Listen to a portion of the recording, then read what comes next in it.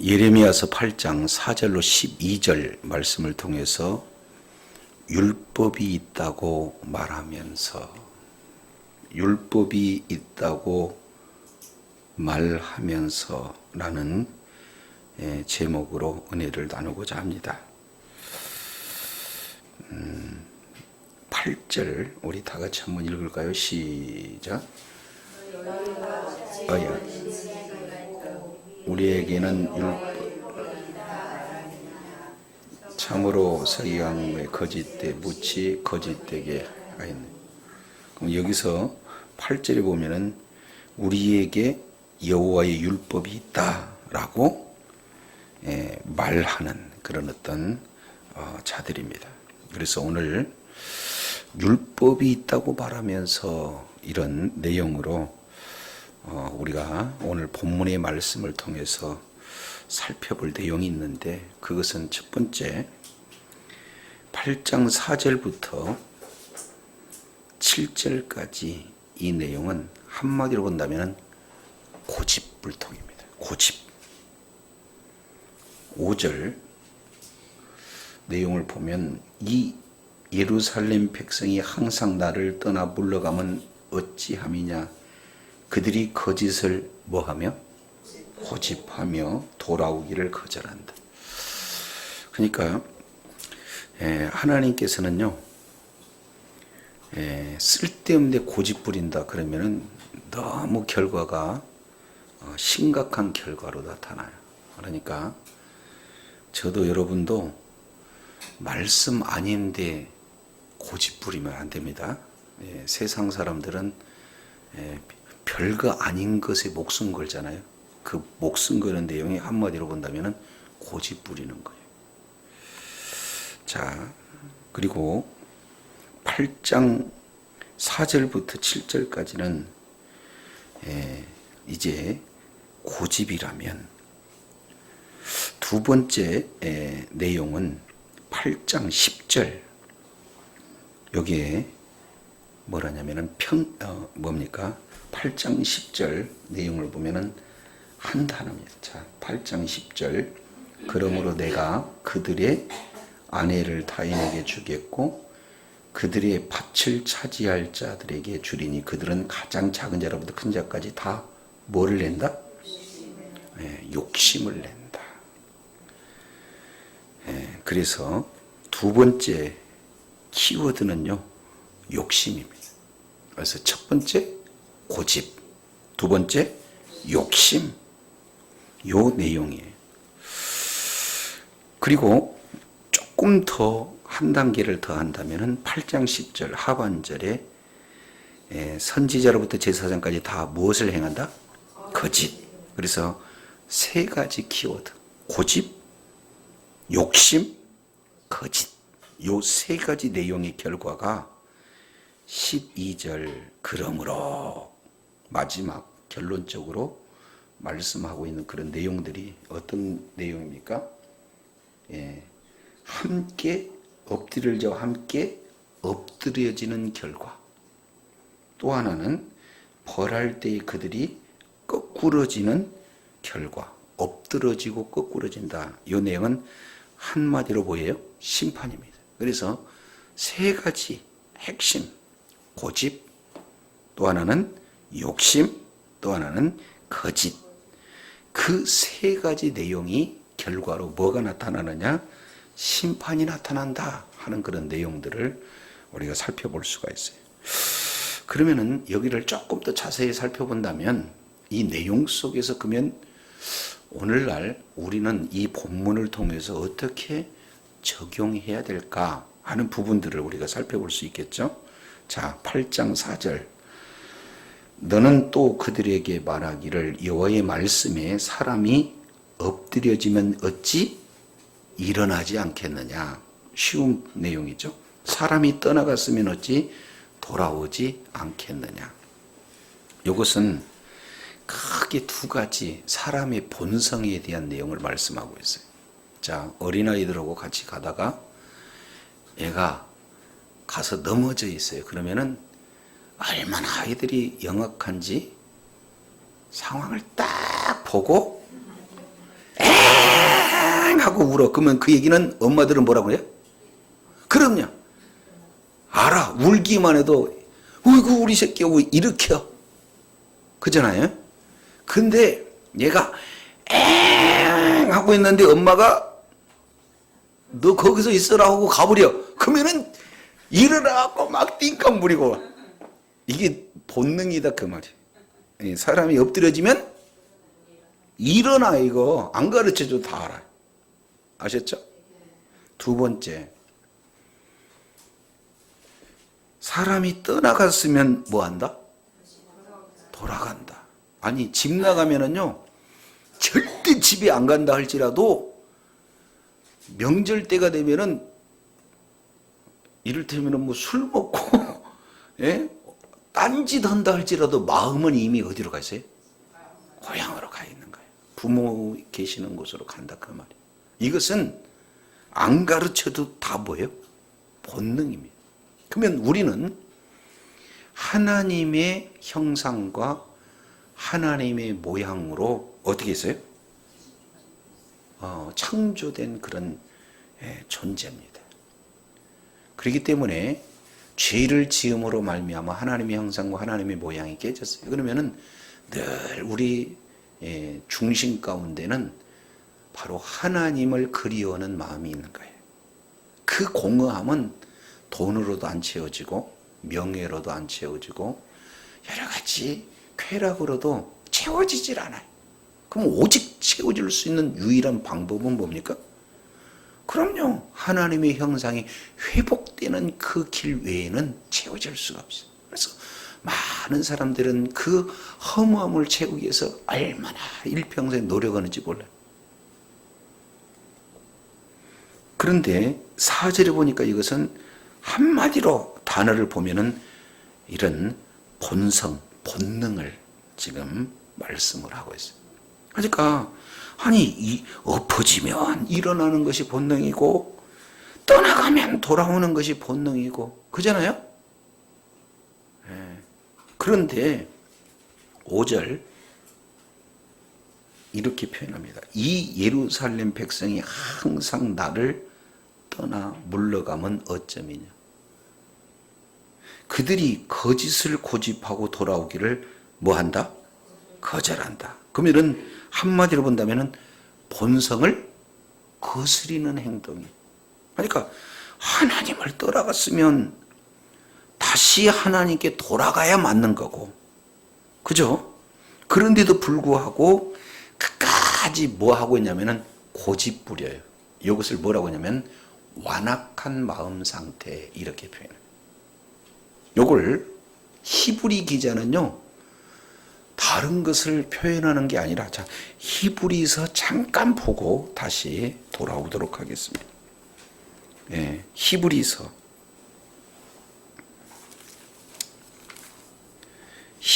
3장 내용을 한번 살펴보겠습니다.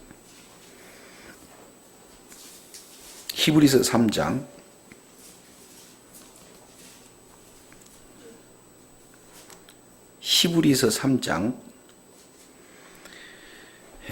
15절입니다. 15절.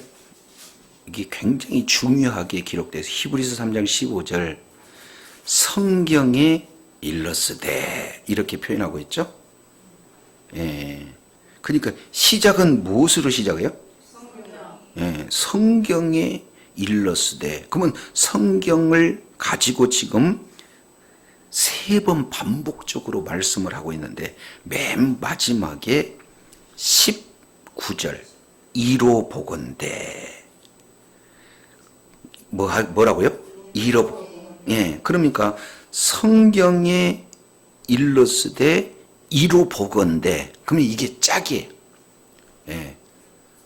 서헌과 결혼 요 내용으로 짝입니다. 그러면은 성경에서 살펴본 내용이 3가지 내용이 있네요. 첫 번째 내용은 어떤 내용이냐? 자, 16절 누구냐? 그죠? 그리고 또 17절 누구냐? 누구에게 노예했냐? 누구냐?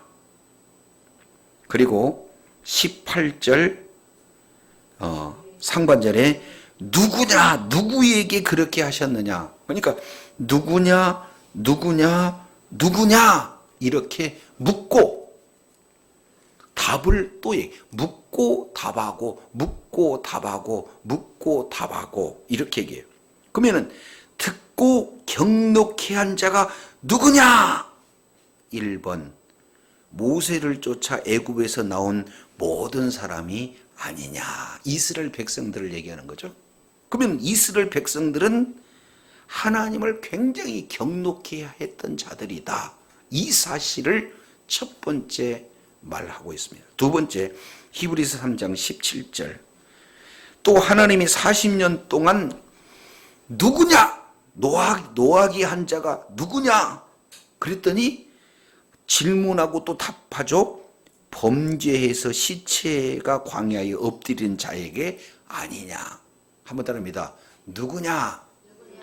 아니냐? 누구냐? 아니냐? 한 번 더. 누구냐? 아니냐? 이렇게 3번 반복한다. 그럼 완전히 지금 구체적으로 질문하고 답해주는 그런 내용이에요. 그러니까 같은 내용을 3번 묻고 답함으로 정확한 그런 표현을 말씀하고 있어요. 그러면 한결같이 애굽에서 나온 자, 광야에서 시체가 광야에서 엎드려진 자, 순종하지 않는 자 이렇게 표현합니다. 맞나요? 예. 그러면은 요 3가지 누구냐 아니냐 누구냐 아니냐 이렇게 3번 묻고 답한 최종적인 결론은 어떤 내용이냐면 자 19절 우리 다 같이 한번 시작. 이로 보건대 그들이 믿지 아니함으로 능히 뭐하죠? 뭐 있어요? 믿지 아니함으로. 그러니까 믿지 아니하면 모두 다 이를테면 하나님을 경록케 하고 그리고 또 시체가 광야에서 엎드려지면서 그거보다도 더 심각한 것은 안식의 땅에 들어가지 못하는 것까지 경노하게 하고 죽고 그리고 들어가지 못하게 하는 이 내용은 딱 하나로 뭐라고 표현하냐면은 믿지 아니함으로. 그러면은 믿지 아니함으로 나타나는 구체적인 핵심 내용은 어떤 거냐? 자, 15절에 답이 있습니다. 자, 15절. 성경에 일렀으되 오늘 너희가 그의 음성을 듣거든 노하심을 격동할 때와 같이 너희 마음을 뭐 하지 말라? 완고한다. 그 얘기는 고집부리다는 거예요. 그러면 결국에 이스라엘 백성들이 광야에서 누구냐 아니냐 누구냐 아니냐 다시 한번 누구냐 아니냐라고 경노하고 경록케 하고 죽임을 당하고 들어가지 못한 그 내용은 믿음이 없기 때문에 믿지 않기 때문인데 이걸 조금 더 본질적으로 설명하면은 왜 믿지 않았다는 그 결론이 나타날 수밖에 없느냐? 그들의 마음이 뭐예요? 완고한 것. 그러면 다른 말로 뭐냐면 끝까지 완고하다는 것은 뭘 부리는 거예요? 고집 부리는 거예요. 저도 여러분도 마찬가지. 첫째 애가 고집을 더 부려요? 둘째 애가 고집을 더 부려요? 하여튼 대부분 가정에서는 둘째는 눈치가 빨라. 왜 그러냐면 첫째 맞는 거 보고 저거 버티다가 한 대 더 맞는다 보고 둘째는 어떻게 해요? 말 잘 들어버려. 근데 사실은 잘한 건 누가 잘해요? 첫째가 잘해. 근데 맞는 건 누가 맞아? 왜 그래요? 이유는 딱 하나? 고집 부렸어. 지금 이스라엘 백성도 결국에는 고집 부렸어요. 근데 왜 고집 부렸느냐? 영적으로 봤더니 믿지 않으니까 고집 부리는 거예요. 그래서 하나님을 경록케 하고 결국에는 죽임을 당하고 더 무서운 것은 안식의 땅 들어가지 못했다 하는 그런 어떤 내용들을 말씀하고 있습니다. 자, 8장 5절 이제 예레미야로 가겠습니다. 이 예루살렘 백성이 항상 나를 떠나서 물러가면 어찌하느냐 그들이 거짓을 고집함으로 뭐한다? 돌아오기를 거절해. 우리 주님은 계속해서 끝까지 뭐예요? 돌아오라고 그렇게 하는데 돌아오지 않아요. 고집을 끝까지 부리는 그런 어떤 상황이 됩니다. 자, 그래서 그런 상황에 대한 내용을 두 가지 예를 들어서 설명해 줘요. 자, 첫째 6절입니다. 내가 귀를 기울여 들은즉 그들이 정직을 말하지 아니하며 뭘 말하지 않아요? 정직을 말하지 않아요. 그리고 그들이 악을 뉘우쳐서 내가 행한 것이 무엇인고 말하는 자가 없어요. 그러면 다른 말로 본다면 정직하지도 않고 회개하지도 않아요. 돌이키지도 않아요. 그러면서 이렇게 얘기합니다. 전쟁터로 시작. 전쟁터로 향하여 달리는 말같이 각각 그 길로 행한다. 전쟁터로 달리는 말 그러면 어떻게 돼요? 대부분 보면은 좌우를 분별하면서 이렇게 갈까 말까 해요. 그냥 적진을 향해서 그대로 돌진하는 겁니까? 네. 그러니까 앞뒤 돌아보지 않고 전진만 하는 그런 내용. 하나님이 싫어하는 그 길을 전진만 하게 되면 그러면 나타나는 결과는 어떻게 될까요? 이제 아까 히브리서 내용을 봤더니 하나님의 경노를 이렇게 나타내요. 결국에는 죽고 그래서 영원히 버림받는 그런 어떤 모습과 같은 내용이 되어집니다. 그래서 첫 번째 뭡니까? 전쟁터로 향하여 달리는 말과 같이 누구 길로 행해요? 그 길로 해. 각각 그 길. 그러면은 그 길이라는 것은 고집하고 돌아오기를 거절하는 그 길. 우리는 하나님이 원하는 길을 걸어야 돼요? 아니면은 하나님 반대편의 길을 걸어가야 돼요?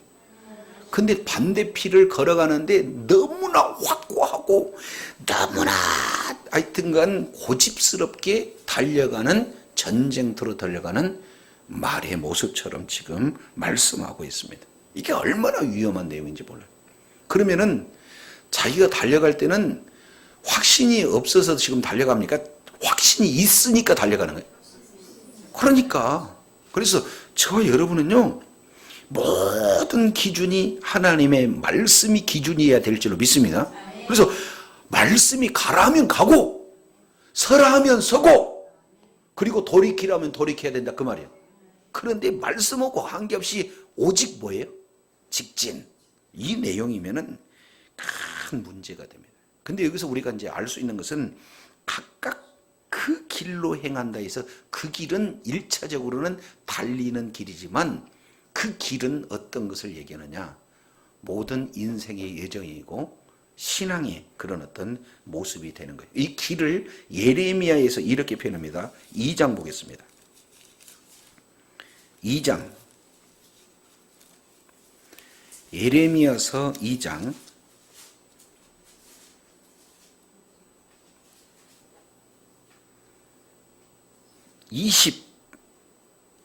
23절. 자, 내가 어찌하여 나는 더럽히지 아니하였다 바알들을 쫓지 아니하였다 하겠느냐. 골짜기 속에 있는 내 뭐를 봐라? 그러면은 내가 행한 바를 알 것이니라. 그러니까 네가 가는 길 보면은 1차적으로는 걸어다니는 길인데 실제 그 길은 무슨 길을 얘기하는 거예요? 우상을 섬기는 행위를 네가 다니던 길이다라고 이렇게 표현하는 거예요. 그죠?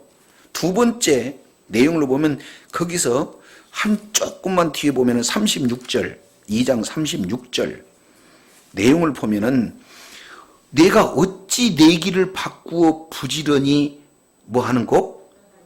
그러니까 완전히 내 길이 이리 바꾸고 저리 바꾸고 이렇게 하는 그 내용은 바로 세상 길을 의미한다. 하나는 우상 숭배의 길이었고 또 하나는 세상 길이에요. 하나님만을 의지하다가 이제는 강대국을 의지하는 세상길, 세상을 의지하는 그 길, 이런 어떤 내용들을 표현하고 있습니다. 조금 더 넘어가서 3장 21절 이 내용을 통해서 보면 소리가 어디에서 들려요?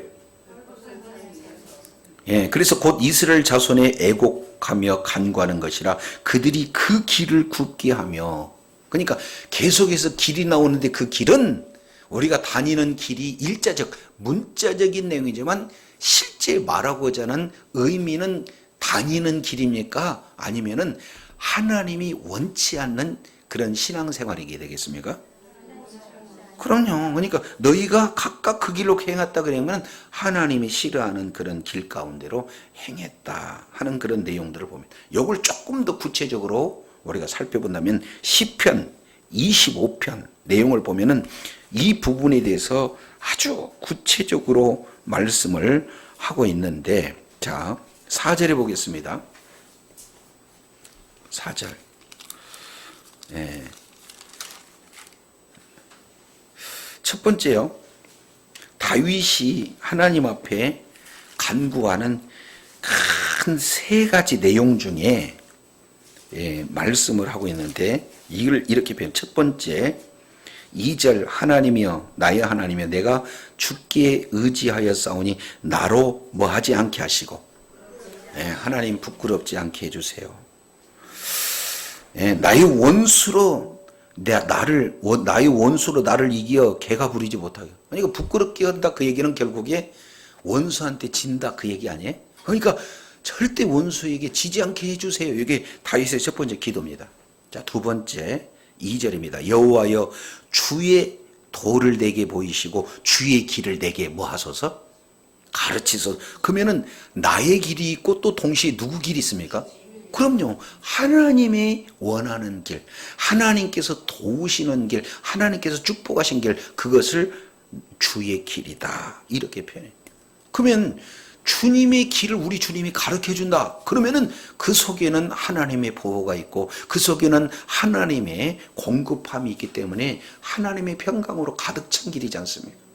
저와 여러분은 늘 기도할 때 원수에 치여서 수치당하지 않게 해주시고, 그리고 그렇게 하려면 날마다 내가 발 딛는 그곳이 다 하나님이 원하는 주님의 길을 밝게 보고 그 길로 가게 하여 주시옵소서.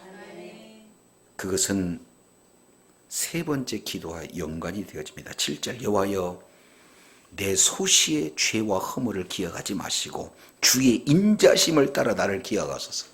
그러면은 한마디로 보면 내 잘못은 보지 말고 하나님의 인자, 하나님의 그 사랑의 눈으로 나 좀 봐주세요. 우리는요 다 온전합니까? 아니면은 온전하지 못한 존재입니까? 그러니까 온전한 상태로 우리 주님이 저와 여러분 바라버리면은 여기 앉아서 있을 사람 없어요. 근데 우리 주님이 그냥 콩깍지가 딱 끼어가지고 잘못된 건 안 보이고 뭐만 보이고? 잘한 것만 보이고 긍휼한 마음만 보이고, 이게 다윗의 세 번째 기도예요. 그래서 수치당하지 않게 해주시고, 그리고 주의 길로만 다닐 수 있도록 그 길을 좀 가르쳐 주시고, 세 번째 내용은 하나님의 인자, 헤세드. 뭐라고요? 인자, 그 하나님의 성품으로 나를 바라봐 주세요. 이게 바로 다윗이 고백하는데요. 그러면은 그 내용이 어떻게 되냐? 8절 하반절에 그러므로 그 도로, 그리고 9절 온유한 예는 그 도를, 10절에 여호와의 모든 길을, 12절 하반절에 택할 길을, 계속해서 뭘 얘기해? 길을 얘기해. 그러니까 진짜 핵심은 하나님께서 하나님의 길을 저와 여러분에게 가르쳐 주신다면 저와 여러분은 행하는 모든 걸음걸음이 주님의 참 평안과 안식이 늘 함께 할 줄로 믿습니다. 이게 길이다 그 말이에요. 그러면은 한번 생각해 보세요. 이제 각각 자기 길로 다니는데 죽음의 길을 마치 고집스럽게 하나님이 원하는 그 반대의 길을 향해서 요나처럼 그냥 일직선으로 가는, 근데 마치 전쟁을 향해서 달려가는 말 같은 그 길을 행하고 있다. 이거 보니까 하나님의 마음이 어떻겠어요? 자, 8장 4절에 보니까 우리들의 본성이 있습니다.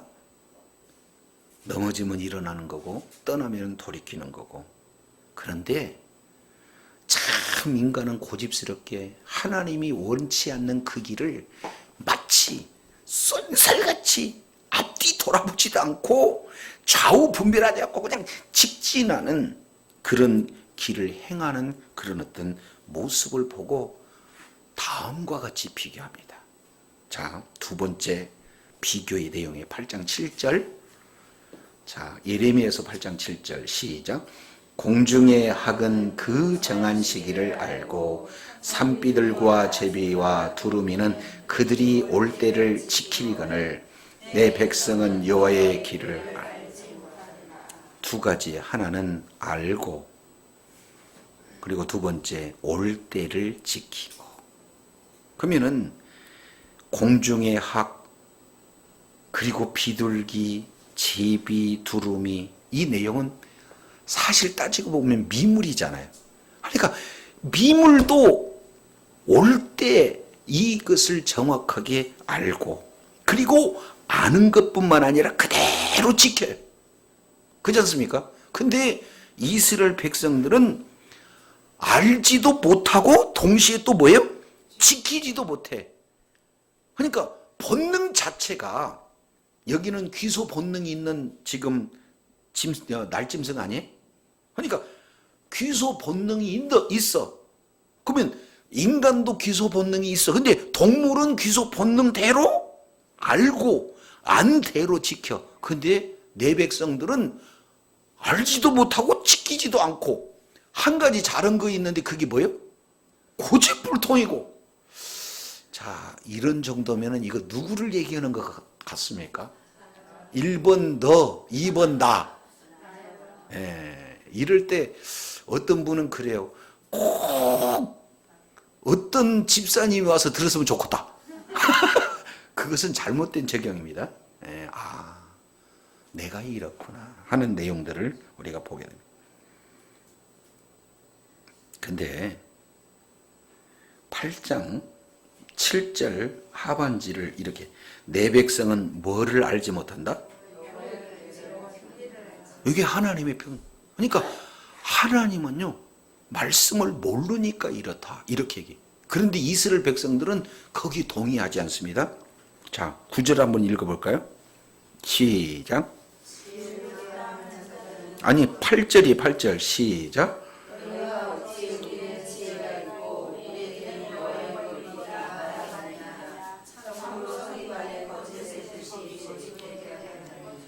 예, 여기서 이제 문제가 터집니다.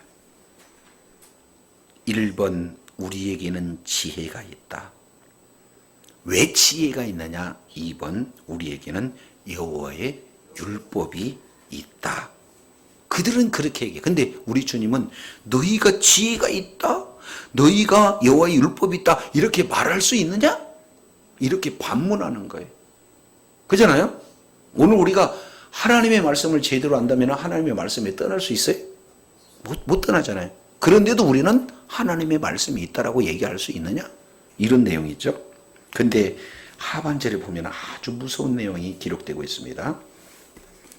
8절 하반절에 보니까 참으로 서기관의 거짓의 붓이 뭐하게 했다? 거짓되게 했다. 이 내용을 좋은 성경은 풋노트가 있습니다. 법을 거짓되게 해버린 거예요. 다른 말로 본다면 하나님의 말씀을 바꿔버려요. 누가? 서기관. 그러면 서기관은 그때 당시 내용으로 보면은 백성입니까? 아니면은 지도자입니까? 그러니까 지도자가 하나님의 말씀이 있고 지도자가 지혜가 있다라고 말하면서 결국에는 그 지도자가 하나님의 법을 확 바꿔버리는 거예요. 자, 그래서 9절 내용을 통해서 보면은 지혜롭다고 하는 자들은 부끄러움을 당하고 두려움에 떨다가 잡히리라. 보라, 그들이 여호와의 말을 버렸으니 그들에게 무슨 지혜가 있으랴. 그러면 여기서 심각한 문제가 나타납니다. 첫 번째 내용은 어떤 내용이냐? 지도자가 하나님의 말씀을 싹 왜곡해 버리니까. 뒤에 보니까 모든 자들이 다 결국에는 잡혀서 이렇게 욕을 당하는 그런 어떤 내용들을 말씀하고 있어요. 자, 이단들도 보게 되면은 이단이 말을 이렇게 하나를 싹 바꿔버리면은 이단에 속한 모든 자들은 어떻게 돼요? 그냥 눈 뜨고 그대로 지금 달려가는 그런 어떤 모습들을 보게 되는 거예요. 그러면 오늘날 보면은 그러면은 교회에서 이런 일들을 진행하는 자는 그냥 우리 일반적 성도를 얘기하겠습니까? 아니면은 지도자, 목회자를 얘기하겠습니까? 그러니까 저 여러분이 깨어있지 않는다. 그러면은 목회자 때문에 잘못 방향을 제시받고 있을 수 있어요. 그러려면 이제 성도님들은 부단히 목사님에 대해서 뭐 해야 되겠습니까? 기도해야 돼요. 목사님은 또 어떻게 돼요? 부단히 기도해야죠. 나는 확신을 가지고 전하는데 우리 주님은 나는 그렇게 얘기하지 않았다? 그러면 심각한 거잖아요. 맞죠? 아니 저도 그랬다니까요. 신학교는 가라는 마음은 계속해서 오는데 못 가겠어. 하나님, 성경은 읽어가지고는 겁나잖아요. 소경을 인도한다면은 어떻게 되겠느냐. 그러니까 겁나잖아요. 내가 봤을 때 뭔 뜻인지 모르는데 신학교를 가래.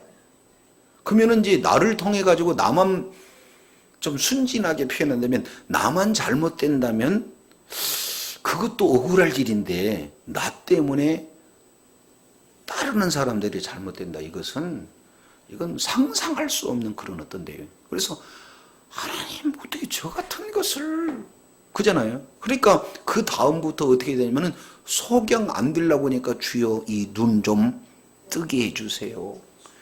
이 눈 좀 뜨게 해주세요. 100번 읽어도 나는 모르겠습니다. 그렇게 기도할 수밖에 없잖아요.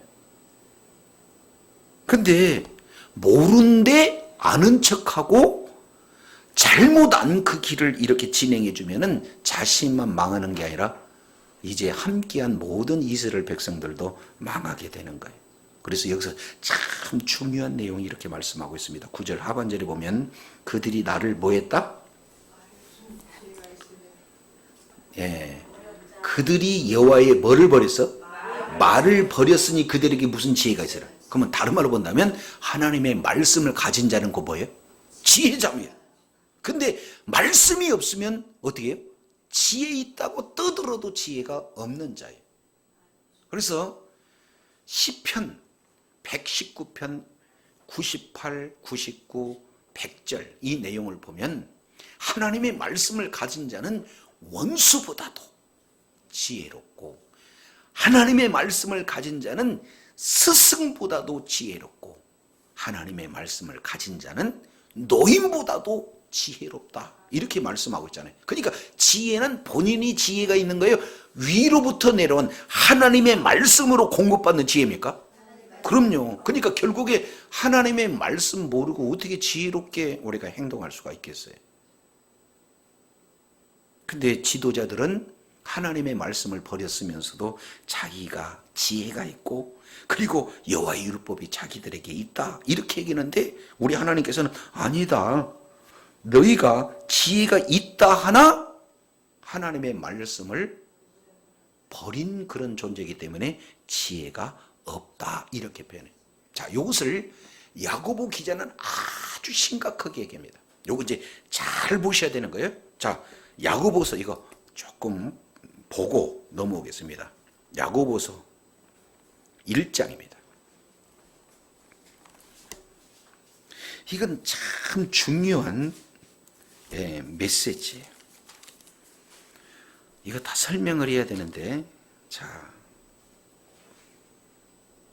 19절 내 사랑하는 형제들아 너희가 알거냐 사람마다 듣기는 속히 하고 말하기는 더디하며 성내기도 더디하라. 사람의 성내는 것이 하나님의 의를 이루지 못하는 그러므로 모든 더러움과 넘치는 악을 내버리고 너희 영혼을 구원할 바 마음에 무슨 독? 우리들의 마음에 심어진 말씀 그 말씀을 온유함으로 받아라. 이렇게 말씀을 하고 있어요. 왜냐하면 너희는 도를 행하는 자가 되고 듣기만 하고 자신을 속이는 자 되지 마라. 이게 막 정말로 힘들죠. 그러니까 대부분은 들어. 그리고 대부분은 자기 자신이 믿음이 있는 걸로 속여. 그런데 우리 주님은 듣고 자기를 속이는 자 되지 말라 그래. 그러면 뭐 해야 되겠습니까? 행하는 자까지 가야 돼. 그러니까 저와 여러분이 성경을 아무리 말이 안다 할지라도 그 성경의 말씀을 삶 속에 적용하지 않으면은 성경 내용을 보니까 우리는 어떤 자예요? 속이는 자예요. 나 말씀 좀 알아 라고 속이는 거라니까요. 근데 그 말씀을 실천하지 못하면은 속이는 자래요. 누구든지 왜냐하면 누구든지 도를 듣고 행하지 않으면은 그의 거울로 자기 생긴 얼굴을 보는 사람과 같죠. 그잖아요. 윤준 선생님 보니까 지금 여기 저기 뭐 묻었구만 라고 얘기를 하니까 손이 자동적으로 가잖아요.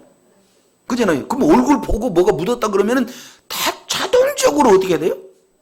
닦아내요. 근데 얼굴 보고 묻었네 그러면은 사실은 본 거예요? 봤으나 안 본 자하고 같은 거예요.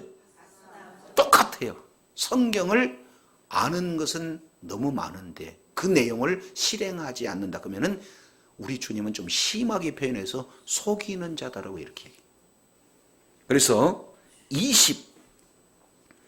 24절 제 자신을 보고 가서 그 모양이 어떤 것인 곧 잊어버려요. 자, 그래서 25절 이제 오늘 이 말씀을 하려고 해요. 자, 시작. 자유하게는 온전한 율법을 듣고 잊어버리는 자가 아니요 실행하는 자니 이 사람은 그 행하는 일로 뭐하리라? 그러니까 듣는 것이 아니라 실행하는 거예요. 그 자체가 그에게는 뭐예요? 복이다. 이렇게 말씀하고 있어요. 그런데 율법을 이렇게 표현하기를 자유하게 하는 온전한 율법 이렇게 표현하고 있죠. 그래서 우리가 하나님의 말씀을 지식으로 아는 것 중요해요. 기준이 돼야 되는가. 그런데 그것만 갖고 안 돼. 안 내용을 삶 속에 뭐 한다? 적용을 해야 된다. 그러면은 지금 이 이스라엘 백성들 특히 지도자들의 경우는 아니 우리는 지혜가 있어요. 우리는 율법이 있어요. 이렇게 말하면서 그런 내용을 전혀 적용하지 않아요. 그런데 이 내용이 어떻게 되냐면은 마지막 8절에 거짓되게 법을 만드는데 거짓되게 하는 내용이 어떤 건가? 8장 10절, 11절 이 내용이 있어요. 자, 8장 10절, 11절 내용을 보면은 어떤 내용인가? 그들이 10절 8장 10절 보니까 그러므로 내가 그들의 아내를 타인에게 주겠고 그들의 밭을 그 차지하는 자에게 주리니 그들은 가장 작은 자로부터 큰 자까지 다 뭐예요?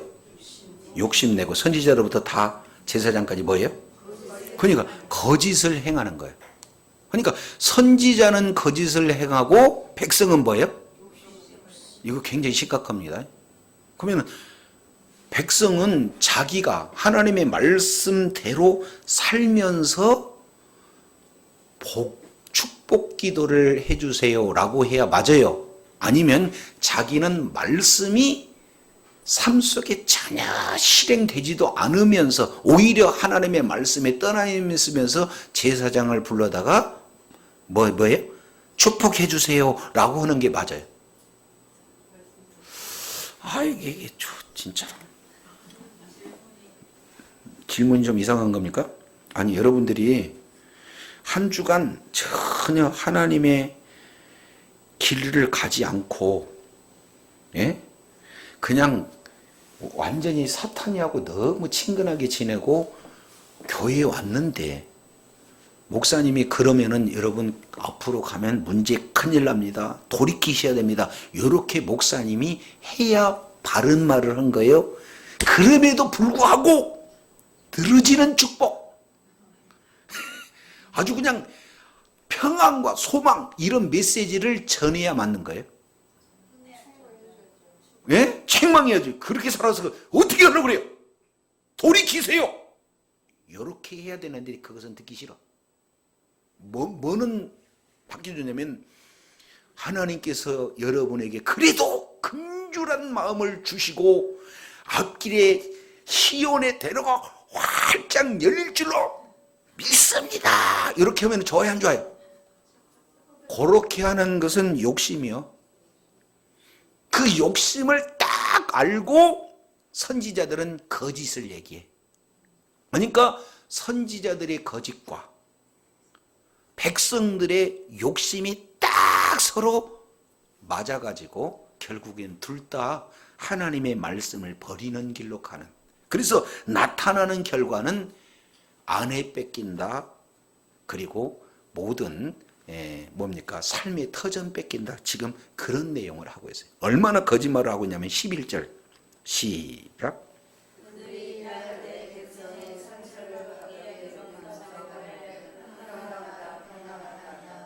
이제 말로는 뭐예요? 평강하다. 그 얘기는 축복받아라 축복받아라 그렇게 얘기해요. 축복받을 길에 있는 사람한테 축복받아라는 것은 맞는 거잖아요. 근데 반대 길에 있으면은 돌이키라고 해야 되지 평강하다 평강하다 이렇게 얘기해서는 안 돼요. 그런데 백성들이 평강하다를 듣고 싶으니까 지도자들이 목회자들이 백성들의 욕심을 채워주는 것으로 이야기를 진행한다 그러면은 자신만 죽는 것이 아니라 백성들 전체를 하나님의 말씀을 버리게 만들므로 말미암아 나타나는 것이 아내 빼앗기고 모든 생업 터전을 빼앗긴다라고 지금 우리 주님이 말씀하고 있잖아요. 자, 그래서 12절 시작. 부끄러워하였느냐? 아니라 조금도 부끄러워하지 않을 뿐만 아니라 얼굴이 부려지지도 아니. 그러니까 심각한 거죠. 잘못된 것을 이렇게 잘했다 이렇게 하는데 최소한 양심이 있으면은 얼굴이라도 붉어져야 되는데 붉어져 안 붉어져? 안 붉어져. 아니 여러분의 자녀가 엄마 오늘 학교 갔더니 우리 친구가 스마트폰 이번에 S10? S10 나온 거 내가 갖고 왔어. 그러면 보통 엄마는 뭐 해야 돼요? 이놈 가자 돌려주자 그렇게 했는데 잘했다. 이럴 사람이 제대로 된 사람이 아니잖아요. 근데 이걸 이렇게 했는데 잘했다 하는데 얼굴에 붉은 기색이 하나도 없고 수치 하나도 없고 이런 정도다 그 말이에요. 지금 심각한 거죠. 혼쭐을 내서 바른 길로 가게 해야 할 내용이 부모고 지도자입니다. 근데 지도자 한 사람이 잘못되어지면 자기 자신도 하나님께 버림받을 뿐만 아니라 백성들이 얼마나 치명타를 당하는가 하는 그런 내용들을 지금 말씀하고 있는데 이 내용은 단지 예레미야 시대예요? 지금도 마찬가지예요. 그러니까 우리 주님이 애타가지고 예레미야야 너 예루살렘 거리를 가서 하나님의 말씀대로 순종하는 그냥 진리 가운데 바로 선자 한 사람만 찾으면 내가 이성사하게 그러니까 막 그 하나님의 그 공의 하나님의 그 엄정함 이 말씀을 가지고 나가서 외치는데 모든 선지자들은 무슨 얘기요? 아까 얘기한 것처럼 우리에게 성전이 있고 우리에게 하나님의 말씀이 있는데 믿음 없이 그렇게 행할 수 있느냐? 그러니까 많은 백성들은 예레미야 말을 따르겠어요? 거짓 선지자의 말을 따르겠어요? 근데 거짓 선지자의 말을 따르는 것을 우리 주님은 내 말을 버렸어. 그러므로 너희는 지혜도 없는 자야. 결국에 나타나는 두 핵심 단어 엎드려지고 거꾸러지리라 이런 내용을 말씀하고 있습니다. 자, 오늘 내용을 통해서 살펴봤더니 크게 세 가지 내용이죠. 첫째, 고집. 두 번째, 욕심. 그 다음에 세 번째, 거짓. 이 세 가지 키워드는 얼마나 끈끈이 서로가 잘 한 통속이 되는지 몰라요. 근데 나타나는 내용은 한마디로 심판입니다.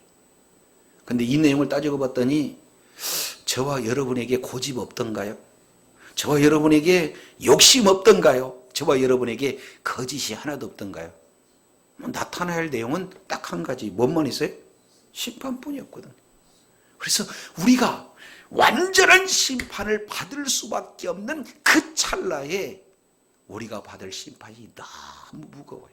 그래서 우리 주님께서 우리가 받아야 할 심판을 대신 예수님이 십자가에서 우리들의 모든 죄와 그에 따른 심판을 다 담당하심으로 말미암아 그 사실을 믿는 믿음을 가진 우리에게 영원한 생명을 허락하신 줄로 믿습니다. 더 이상 심판과 관계없는 영원한 하나님의 나라를 기업으로 주신 줄로 믿습니다. 그래서 끝까지 오늘 본문을 통해서 살펴본다면 고집 부리는 것은 매를 자초하는 거고, 그리고 욕심 그 자체는 거짓과 결탁할 수 있는 그런 어떤 내용이다라는 사실을 우리가 깨닫는다면 정말 어떻게든지 고집을 십자가에 올려놓고, 욕심을 십자가에 올려놓고, 거짓을 십자가에 올려놓고, 주여 내 성품이 고집스럽고 내 성품이 욕심쟁이고 내 성품이 거짓인데 이 내용 훈련시켜도 안 되고, 이 내용 어떻게든지 뭔가 하나님 앞에 뭔가 신실하게 행하려고 해도 고쳐질 수 없는 내용이, 이게 이런 부분들을 십자가에서 뭐예요?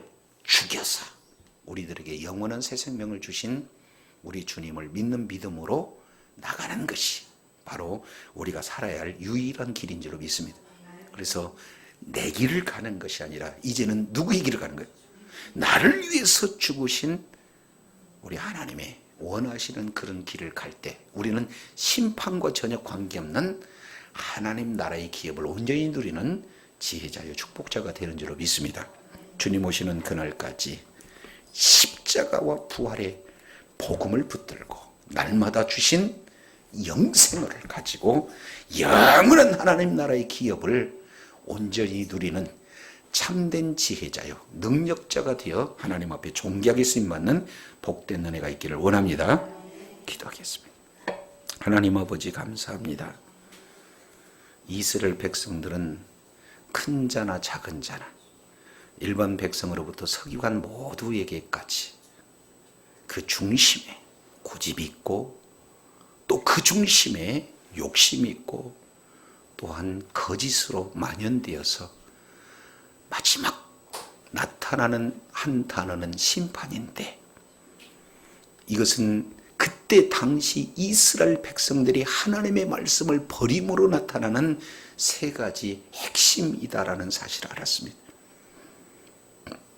예수 그리스도를 믿는 믿음으로 말미암아 이 모든 죄에서 우리를 구원해 줬지만 구원받는 우리가 여전히 욕심을 부리고 거짓을 결탁하며 고집을 부리는 그 가운데는 소망이 없지만 이제는 내 길을 걷는 것이 아니라 주님의 길을 묵묵히 성령의 인도함을 따라, 이제 성령의 인도함을 따라 성령 충만한 삶을 살 때에는 우리들에게 하나님의 나라의 모든 기업이 분복으로 적용된 줄로 믿습니다. 이런 하나님의 놀라운 역사를 날마다 적용하며 드리며 하나님 앞에 존귀하게 쓰임받는 복된 자리에 있게 하여 주시옵소서.